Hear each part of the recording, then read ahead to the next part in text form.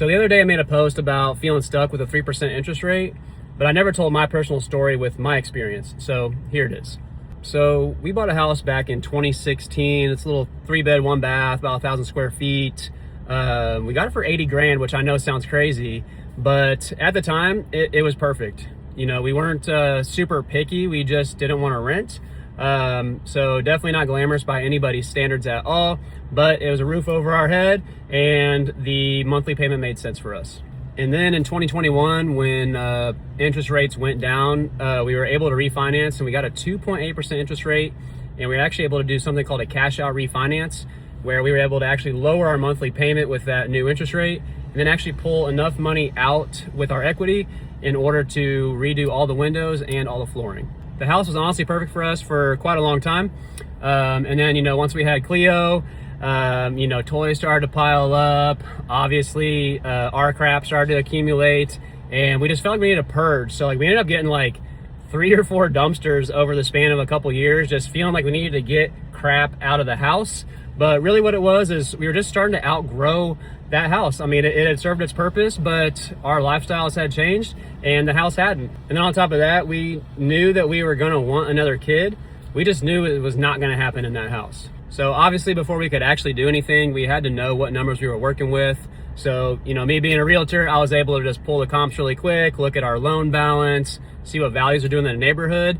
And it turns out that if everything went as planned, we were gonna walk away with like 130 grand worth of equity. And I just wanna say that's not from like timing the market or doing anything crazy.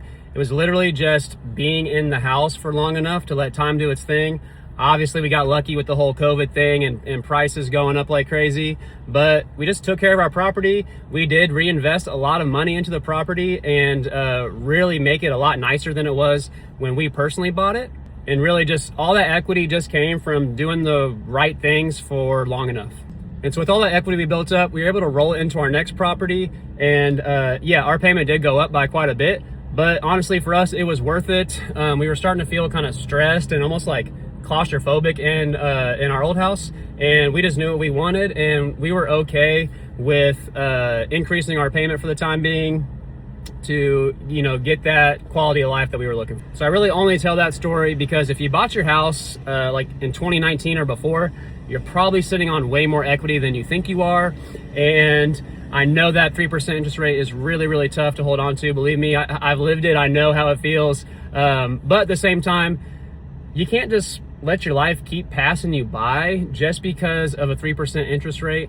Obviously, the numbers have to make sense, but at the same time, we only get one life, and you know that 3% interest rate is not everything. And so the first thing I do with anybody that's thinking about doing this is we got to know your guys' numbers off the bat. You know, we got to see, you know, what your house is going to sell for, what it's actually going to hit your pocket when it's all said and done. What does that buy you on the other side of things?